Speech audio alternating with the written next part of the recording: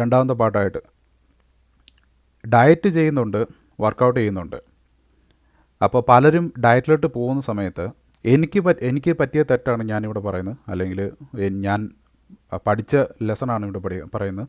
ഇപ്പം ഞാനൊരു ഗോൾ വെച്ചു, ഞാൻ പറഞ്ഞു എനിക്ക് വിത്തിൻ എ മന്ത് ഒരു 10 പൗണ്ട് കുറയ്ക്കണം. 10 പൗണ്ട് കുറയ്ക്കണമെന്നുള്ളത് ശരിയായിട്ട് പറഞ്ഞു കഴിഞ്ഞാൽ അതൊരു നല്ല അപ്രോച്ചാണ്. അവിടെ ഒരു മെഷേർഡ് ആയിട്ടുള്ള ഒരു ഗോളുണ്ട്, നമുക്ക് കാൽക്കുലേറ്റഡ് ആയിട്ടുള്ള ദിവസങ്ങളുണ്ട്, അതിന് വേണ്ടിയിട്ട് നമ്മൾ ചെയ്യുന്നതായിട്ടുള്ള ഒരു പ്രോസസ്സുണ്ട്.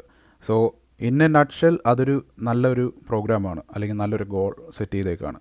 പക്ഷേ ഇവിടെ പ്രശ്നം വരികയെന്ന് വെച്ച് കഴിഞ്ഞാൽ once you get that goal, നമുക്കെന്തെങ്കിലും ഒരു ഒരു ഒരു പ്ലാൻ ഉണ്ടോ? How do you are you planning on maintaining that, അല്ലെങ്കിൽ അത് പിന്നെയും കുറയ്ക്കാൻ വേണ്ടിയിട്ടാണ് പ്ലാൻ, അല്ലെങ്കിൽ അവിടെ തന്നെ നിങ്ങൾക്ക് വേറെ ഏതെങ്കിലും ലൈക്ക് സ്ട്രെങ്ത് ഗെയിൻ ചെയ്യുന്ന പോലത്തെ എന്തെങ്കിലും ഗോൾ ഉണ്ടോ എന്നുള്ള കാര്യങ്ങൾ പലപ്പോഴും വിട്ടുപോകാറുണ്ട്. ഇത് തന്നെ ഒരു വലിയ ഒരു സെറ്റ് ബാക്കിന് വേണ്ടിയിട്ട് കാരണമാവും. പല ആളുകളും ഡയറ്റ് ചെയ്ത് വെയിറ്റ് കുറച്ചിട്ട് അല്ലെങ്കിൽ ഫാറ്റ് കുറച്ചിട്ട് പിന്നെ ആ ഫാറ്റ് റീഗെയിൻ ചെയ്യുന്നതായിട്ട് നമുക്കറിയാം.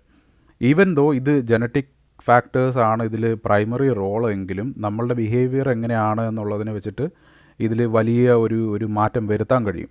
ചെറുപ്പത്തിലൊക്കെ നല്ലതായിട്ട് ഫാറ്റുള്ള ഒരു വ്യക്തിയായിരുന്നു നിങ്ങളെങ്കിൽ ചാൻസസ് ആ നിങ്ങൾ അഡൾട്ടായിരിക്കുന്ന സമയത്തും മേ ബി കംപ്ലീറ്റ്ലി ഹെൽത്തി ആയിരിക്കാം, പക്ഷേ അതേസമയം നിങ്ങളുടെ ഫാറ്റ് റിസർവ് അവിടെ ഉണ്ടോ, അല്ലെങ്കിൽ നിങ്ങൾക്ക് കൂടുതൽ ഫാറ്റ് റിസർവ് ചെയ്യാൻ വേണ്ടിയിട്ടുള്ള ഒരു താല്പര്യം നമ്മളുടെ ശരീരത്തിന് വേണ്ടിയിട്ടുണ്ട്. അത് ജനറ്റിക്കലാണ് ആ സംഗതി. നിങ്ങൾക്ക് ആഡിപ്പോസ് ടിഷ്യൂ അവിടെ ഉള്ളതുകൊണ്ട്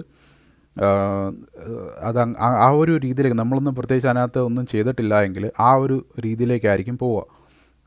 പക്ഷേ ഇവിടെ നമ്മൾ ഈ റീലാപ്സ് ഉണ്ടാവാതിരിക്കാൻ വേണ്ടി, നമ്മൾ തിരിച്ച പഴയ അവസ്ഥയിലേക്ക് പോകാതിരിക്കാൻ വേണ്ടി നമുക്ക് കുറേ കാര്യങ്ങൾ ചെയ്യാൻ പറ്റുന്നത്.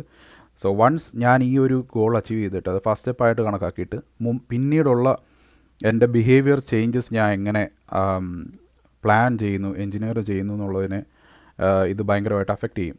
So if your plan is to maintain that weight at the same time നിങ്ങൾ വേറൊരു വർക്കൗട്ട് റെജീം അതിൽ ഇൻവോൾവ് ചെയ്ത് കഴിഞ്ഞാൽ, ഇപ്പോൾ സ്ട്രെങ്ത് ട്രെയിനിങ്ങോ അല്ലെങ്കിൽ കാർഡിയോയോ അല്ലെങ്കിൽ എക്സ്ട്രാ സ്റ്റെപ്സോ, വളരെ മിനിമലായിട്ടുള്ള സംഗതികൾ അത് ഇൻവോൾവ് ചെയ്ത് കഴിഞ്ഞ് നിങ്ങളുടെ ബിഹേവിയറിൽ, നിങ്ങളുടെ ഹാബിറ്റിൽ മാറ്റങ്ങൾ വരുത്തിയെങ്കിൽ മാത്രമേ അത് സസ്റ്റെയിൻ ചെയ്യാൻ പറ്റൂ. Sustainability is the key. അത് ഒരു കാര്യം റിലാപ്സ് അവോയ്ഡ് ചെയ്യാൻ വേണ്ടിയിട്ട്. പിന്നെ ഞാൻ മുമ്പത്തെ പാട്ടിൽ പറഞ്ഞ പോലെ തന്നെ ഞാൻ ചിലപ്പോൾ ഒരു സിനമൺ ലോഫ് കഴിക്കുന്നു, അല്ലെങ്കിൽ ഒരു പേസ്ട്രി കഴിക്കുന്നു, അല്ലെങ്കിൽ ഒരു ചീസ് കേക്ക് കഴിക്കുന്നു. അപ്പോൾ ഞാൻ വിചാരിക്കുന്നു ഓക്കെ ഈ ഒരു പീസ് 400 കാലറി ഉണ്ട്, അല്ലെങ്കിൽ ഇച്ചിരി എന്താ പറയുന്നത് ഗാർലിക് സോസൊക്കെ ഇട്ടിട്ട് ഷവർമ കഴിക്കുന്നു 1500 കാലറി. അന്ന് ഒരു കാര്യം ചെയ്യാം, ഞാൻ അടുത്ത മീൽ സ്കിപ്പ് ചെയ്ത് കഴിഞ്ഞിട്ട് ഈ എൻ്റെ ബാഡ് ഡയറ്റിനെ എക്സസൈസ് കൊണ്ട് എന്താ പറയുന്നത് നെഗേറ്റ് ചെയ്യാം എന്നൊരു ചിന്ത ഉണ്ടെങ്കിൽ അത് വളരെ ചെറിയൊരു ശതമാനം ആളുകൾക്ക് അത് പോസിബിൾ ഉള്ളൂ. മേ ബി ഒരു പക്ഷേ ഞാനോ എന്നെ കാണുന്ന നിങ്ങൾക്കോ ഒരു പക്ഷേ അത് സാധിക്കണമെന്നില്ല. വളരെ ചെറിയൊരു ശതമാനം എന്ന് പറയുമ്പോൾ ഞാൻ പറഞ്ഞല്ലോ അത് മേ ബി 100-ൽ ഒരാൾക്കായിരിക്കാം, 100-ൽ 5 പേരൊക്കെ അയക്കാം. പക്ഷേ ആ ഒരു പ്രോബബിലിറ്റി, ആ ഒരു ബെൽക്കർവിൽ നമ്മൾ വരിക എന്നുള്ളത് ഭയങ്കര ബുദ്ധിമുട്ട്. ഞാൻ പറഞ്ഞ ബേസിക്കലി ഔട്ട്ലയേഴ്സാണ്. ഇപ്പോൾ എൻ്റെ വെയിറ്റ് കാൽക്കുലേറ്റ് ചെയ്ത സമയത്താണെങ്കിൽ തന്നെ ഞാൻ ഇൻ്റർപോളേറ്റ് ചെയ്തത് ഔട്ട്ലയേഴ്സ് ഇൻക്ലൂഡ് ചെയ്തിട്ടാണെങ്കിൽ എനിക്ക് ഇനാക്യുറേറ്റ് ആയിട്ടുള്ള, അല്ലെങ്കിൽ റിയാലിറ്റിയോട് അടുത്ത് നിൽക്കാത്തതായിട്ടുള്ള ഒരു റിസൾട്ടായിരിക്കും ഞാൻ റീഡ് ചെയ്യുക. പക്ഷേ അതേസമയം നമ്മൾ ഔട്ട്ലയേഴ്സ് അവോയ്ഡ് ചെയ്തിട്ടാണ് മാക്സിമം ആ ബെൽക്കറയിലുള്ളിലുള്ള ആളുകൾ വർക്ക് ചെയ്യേണ്ടത്, ലൈക്ക് ആ റിയാലിറ്റീനെ നമ്മൾ അപ്രോച്ച് ചെയ്യേണ്ടത്. അപ്പോൾ ഒരിക്കലും ഒരു ഹൈ കാലറി ആയിട്ടുള്ള, അല്ലെങ്കിൽ ഒരു എന്താ പറയുന്നത് നമ്മളൊരു ബാഡ് ഡയറ്റിനെ നമുക്ക് ഒരിക്കലും എക്സസൈസ് വെച്ചിട്ട് നെഗേറ്റ് ചെയ്യാൻ പറ്റില്ല എന്നുള്ളൊരു ചിന്തയോട് കൂടിയിട്ട് വേണം അപ്രോച്ച് ചെയ്യാൻ വേണ്ടിയിട്ട്. പിന്നെ വേറൊരു പോയിൻ്റ്, ഈ വെയിറ്റ് പെട്ടെന്ന് ലൂസ് ചെയ്യുക.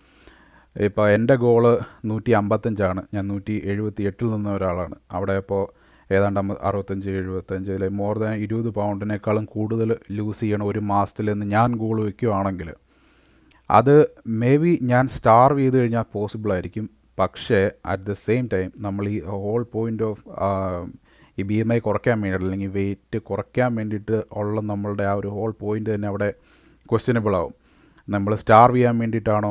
ഇപ്പം അങ്ങനെ നമ്മൾ സ്റ്റാർവ് ചെയ്ത് കഴിഞ്ഞാൽ നമുക്കവിടെ പല നഷ്ടങ്ങൾ സംഭവിക്കും. Physical and mental. മാനസികമായിട്ട് ഭയങ്കര ഡൗൺ ആവും, ഭയങ്കര ഡിപ്രസ്ഡ് ആവും, മെൻറ്റൽ ഹെൽത്തിനെ ബാധിക്കും. പിന്നീട് ഡിപ്രഷൻ പോലെയുള്ള സംഗതികളും ഈ എന്താ പറയുന്നത് നമ്മളുടെ ഈ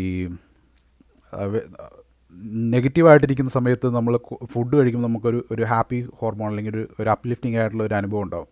സോ അത് പിന്നെ ഈ വലിയൊരു 10 പൗണ്ട് ഒരാഴ്ച അല്ലെങ്കിൽ 20 പൗണ്ട് ഒരു മാസം കൊണ്ടൊക്കെ ലൂസ് ചെയ്ത ആൾക്കാർ ഈ ഈ ഡിസ്ട്രസ്സിൽ കൂടുതൽ ഫുഡ് കഴിക്കാൻ തുടങ്ങും. കാരണം നമ്മുടെ ബ്രെയിൻ എപ്പോഴും സർവൈവൽ എന്നുള്ള കാര്യമാണ് ഫസ്റ്റ്.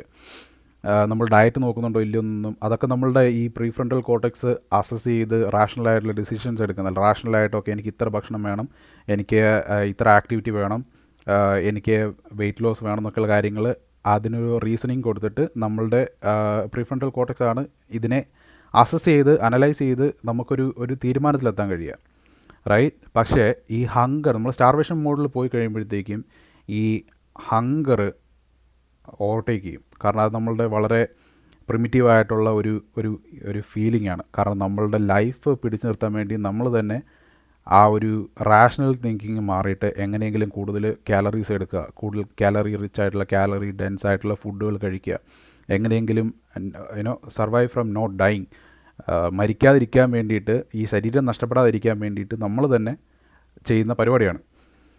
അപ്പോൾ ഈ 3 പോയിൻറ്റുകൾ, ഈ സെറ്റ് ബാക്ക്സ് നമ്മൾ എക്സ്പെക്റ്റ് ചെയ്യണം. അതുപോലെ തന്നെ ഒരു കാര്യം ഓർക്കേണ്ടത്, എക്സസൈസ് ഒരിക്കലും ഒരു ബാഡ് ഡയറ്റിന് പകരമാവില്ല. 500 കാലറി 1000 കാലറി എക്സ്ട്രാ കഴിച്ചിട്ട് ഞാൻ എക്സസൈസ് ചെയ്ത് ബേൺ ചെയ്തോളാം എന്ന് വിചാരിച്ചു കഴിഞ്ഞാൽ അത് ഒരിക്കലും ഒരു സസ്റ്റൈനബിൾ ആയിട്ടുള്ളൊരു ചോയ്സ് അല്ല. പിന്നെ ഈ വലിയൊരു വളരെ അഗ്രസീവായിട്ടുള്ള വെയിറ്റ് ലോസ് ചെറിയൊരു സമയത്തിൽ ചെയ്യാന്നുള്ളതും വളരെ മോശമായിട്ടുള്ള, റിയലിസ്റ്റിക് അല്ലാത്ത, നമ്മളുടെ ഗോൾസ് എല്ലാം തന്നെ ഫൗണ്ടേഷൻ തന്നെ നഷ്ടപ്പെടുന്നതായിട്ടുള്ള 3 അപ്രോച്ചസാണ്. അപ്പോൾ ഇതിനെന്ത് ചെയ്യാൻ പറ്റും? ഇതിനെ നേരെ ഓപ്പോസിറ്റ് ചെയ്യുക. ഇപ്പോൾ സെറ്റ് ബാക്സിൻ്റെ കാര്യം പറയുമ്പോൾ സെറ്റ് ബാക്സ് എക്സ്പെക്റ്റ് ചെയ്യുക, പക്ഷേ അറ്റ് ദ സെയിം ടൈം അതിനുള്ള റെമഡീസ് നമ്മൾ ലൈക്ക് ബാക്കപ്പായിട്ട് വെക്കുക. ഒരു കണ്ടിൻജൻസി പ്ലാൻ പോലെ. ഇപ്പോൾ ഒരു ഡിസ്ട്രസ് വന്നു കഴിഞ്ഞ് കഴിഞ്ഞാൽ അതിനെ നമ്മൾക്ക് എങ്ങനെ പരിഹരിക്കണം, ട്രിബിൾ ഷൂട്ടിങ്, റൈറ്റ്? എങ്ങനെ ആയിരിക്കണം അതിനെ അപ്രോച്ച് ചെയ്യേണ്ടത്. ഇപ്പോൾ എനിക്ക് വെയിറ്റ് കൂടി കഴിഞ്ഞാൽ അതിനുള്ള ഫാക്ടേഴ്സ് എന്തെന്ന് കണ്ടുപിടിക്കുക, ഒന്നെങ്കിൽ അത് എലിമിനേറ്റ് ചെയ്യുക, അല്ലെങ്കിൽ അതിന് പകരമായിട്ട് വേറെ ഏതെങ്കിലും ഫുഡ് വെച്ചിട്ടോ അല്ലെങ്കിൽ വേറെ ഏതെങ്കിലും എക്സസൈസ് വെച്ചിട്ടോ അതിനെ റീപ്ലേസ് ചെയ്യുക, സ്വാപ്പ് ചെയ്യുക.